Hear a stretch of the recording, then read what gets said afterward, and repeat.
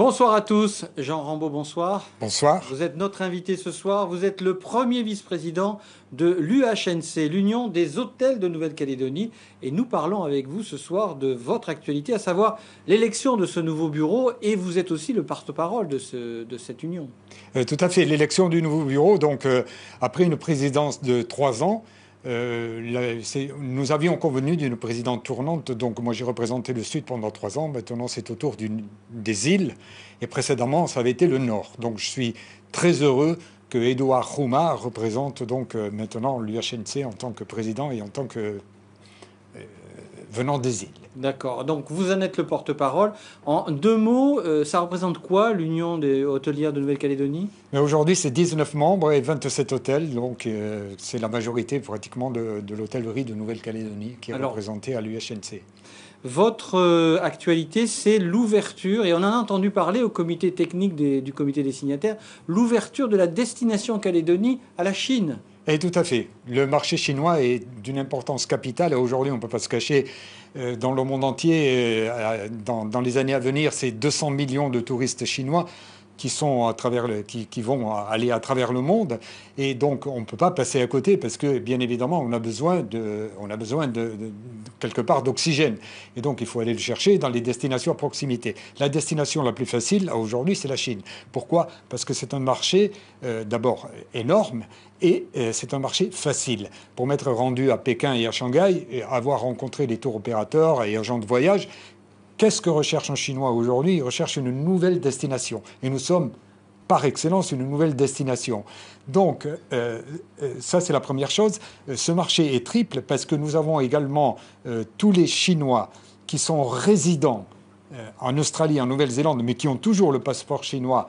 Cela également ne peuvent pas aujourd'hui venir, donc ils pourront venir dans un avenir dès qu'on aura l'accréditation de la destination. Ça, c'est un processus qui est en cours de la part du gouvernement de Nouvelle-Calédonie et du Haut-Saria en relation avec le gouvernement français et bien évidemment en relation avec le gouvernement chinois. Et également, le troisième volet, ce sont les sociétés qui envoient des travailleurs chinois en Australie et en Nouvelle-Zélande qui sont obligés de sortir tous les 3 mois, ne serait-ce qu'une journée pour renouveler leur permis de travail. Donc là, il y a une manne financière intéressante.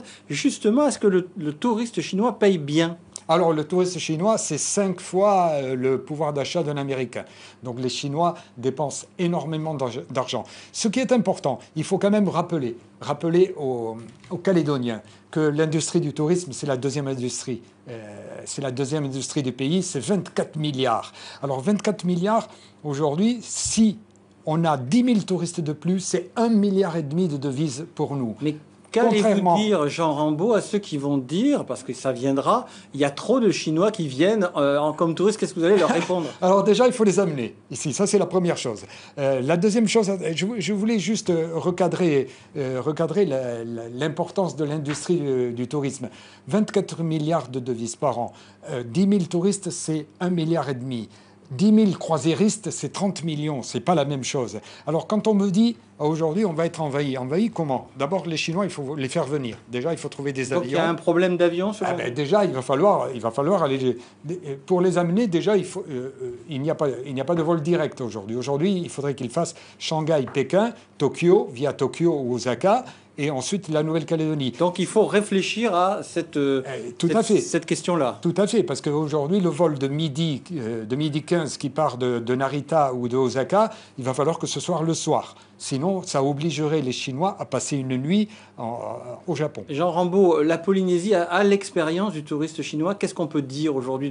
On a un peu de recul. Est-ce que c'est bon pour l'économie? Ah ben oui, bien sûr. Aujourd'hui, en 9 mois, ils ont fait 30 000 nuitées. Donc c'est énorme. Aujourd'hui, sans construire d'hôtel, si on veut avoir des hôtels rentables, c'est-à-dire dépasser le point d'équilibre et pouvoir d'abord sauvegarder les emplois et également en créer, nous avons besoin de 60 000 touristes supplémentaires. Alors, 60 000 touristes supplémentaires, ça fait 134 par jour. Alors justement, ça m'amène à vous demander qu'est-ce qu'on fait du marché australien et néo-zélandais qui est en baisse. Est-ce qu'on travaille sur ce segment-là aussi? Non, le marché australien et néo-zélandais est en hausse. Ah, d'accord. Légèrement. Ce n'est pas une grande hausse, Mais il y a voilà, 10%. 10% de c'est hausse. pas grand-chose. Mais est-ce qu'on travaille aussi, parce que la Chine c'est bien, mais est-ce qu'on travaille aussi sur les autres, les Japonais Bien évidemment, grâce au contrat de destination, nous travaillons sur ces marchés de proximité, et c'est grâce au contrat de destination qui a été signé que nous avons pu augmenter le marché australien de 10%,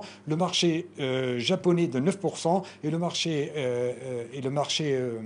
néo-zélandais de 7%. Mais il faut mettre de l'argent encore là-dessus. Il faut mettre de l'argent parce qu'on est en plein développement, il ne faut pas s'arrêter. On a bien compris, Jean Rambaud. Merci beaucoup pour avoir accepté notre invitation et nous avoir parlé de cette destination Chine qui, finalement, se profile à grands pas. Merci encore. On reste ensemble dans quelques minutes. Vous avez le journal local et régional de NC Première. Merci à vous.